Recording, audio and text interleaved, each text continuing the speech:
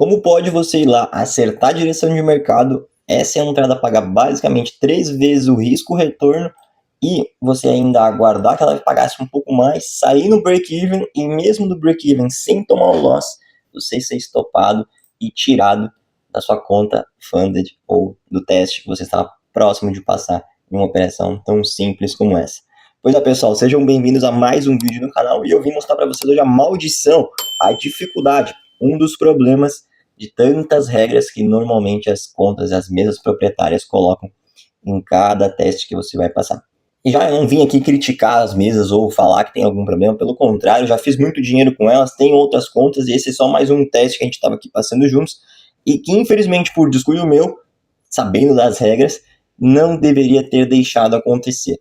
Voltando para o gráfico para explicar para vocês o que aconteceu exatamente. Essa era uma operação que, pagando mais ou menos esse risco-retorno de 4 vezes, a gente teria alcançado a aprovação na segunda fase da prova e já começado a utilizar ela de forma funded, mostrando para vocês todo o racional e o operacional que eu utilizo para isso. Então, relembrando, para quem não acompanha o canal, aqui a gente mostra conteúdos diários e semanais, mostrando todo o meu racional das operações e cada entrada que a gente faz juntos fica registrado. Então, se inscrevam por aqui e deixem o seu like também para levar esse conteúdo para mais pessoas. O que aconteceu nessa operação? Eu decidi que eu iria segurar ela até os 4R, buscando a liquidação desse fundo, que seria um movimento, inclusive, baseado no movimento do diário, e faria sentido esperar para ver se o mercado tinha alguma reação ou continuidade nesse movimento, porque a conta já estava até relativamente avançada em termos de resultados, e mesmo que a gente não fechasse, ou se fechasse no break-even, não mudaria muita coisa, valia o risco de continuar na operação. Porém, vou mostrar para vocês lá, direto na própria firma, o que de fato aconteceu e qual foi o detalhe, o problema que muitas vezes vocês podem acabar passando sem nem se tocar. E como são regras atrás de regras, algumas delas acabam passando. Como vocês podem ver, mostra aqui que aconteceu uma violação das regras ali no dia 19 de março às 10 da manhã, quase 11 horas basicamente, porque essa conta teve um avanço de capital, ou seja, do equity, que existiu nessa movimentação de alta que eu mostrei para vocês, de baixa na verdade, onde a gente viu o equity sair de mais ou menos 24.398 dólares até 25.254, ou seja, ele variou até 3 vezes o risco daquela operação. E esse movimento de subida brusca e queda brusca fez com que acionasse esse probleminha aqui, ó, Maximum Daily Loss. Se você não está esperto e acompanhando sempre esses detalhes, vai acontecer com você o mesmo que aconteceu comigo nesse teste.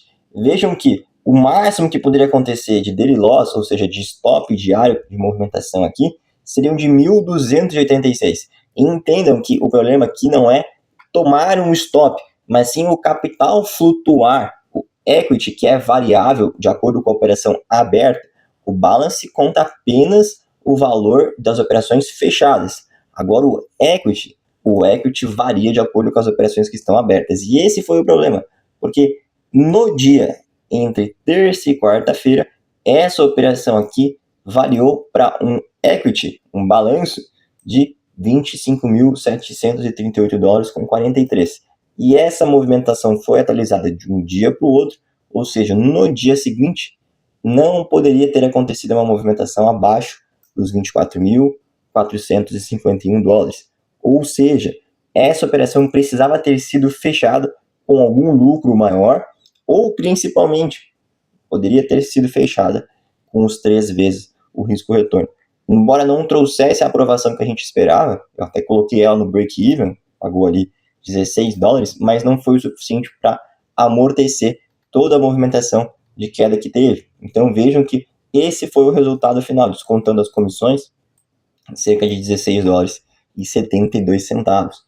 O mercado mostrou que por mais que a gente esteja alinhado, tenha direção, muitas das vezes a gente tem que entender que não só agressividade vale a pena quando a gente está falando de passar em um teste numa mesa.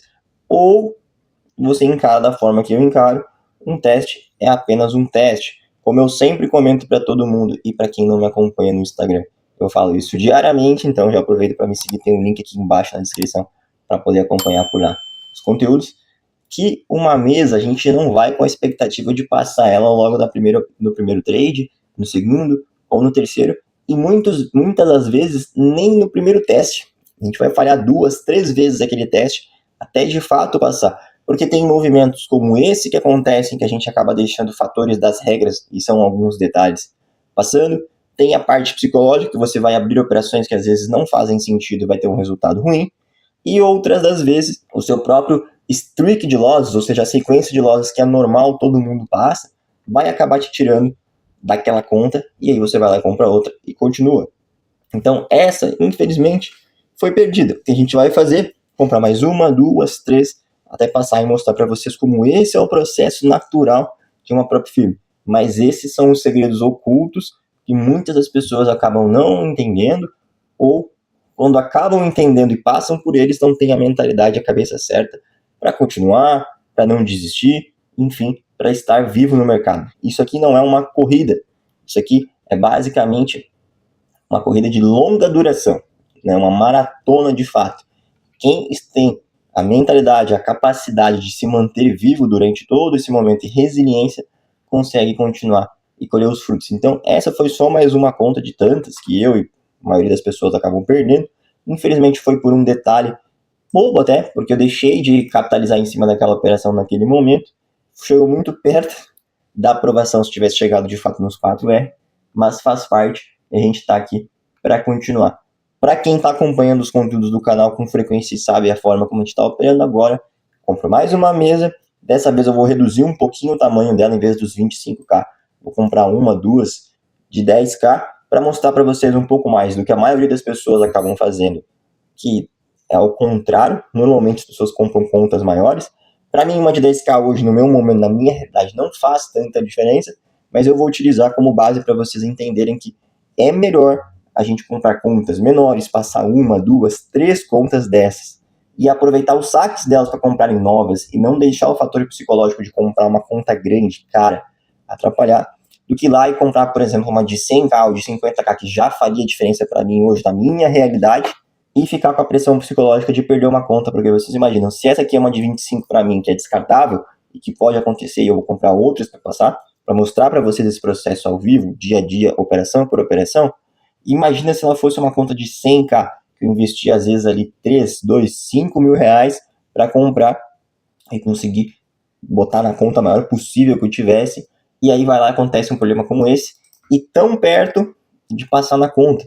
Ou seja, no momento que a gente está ali buscando o menor risco possível, porque basicamente uma operação já fazia essa conta ser aprovada, chegando tão perto, sentindo o gosto da vitória, vai lá e toma um loss e acontece um problema como esse, ou pior ainda, né?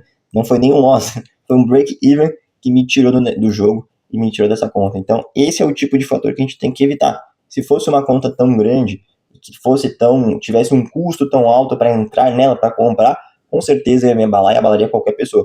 Mas essa, graças a Deus, para mim hoje, de 25 mil, não faz diferença, para outros poderiam fazer, mas é por isso que eu mostro para vocês, e vou fazer isso com uma de 10K, com outra de 10K se for necessário, porque normalmente é o que o pessoal compra e que cabe no bolso da maioria das pessoas, e que se for o caso, se perderem uma ou perderem duas, não vai fazer diferença.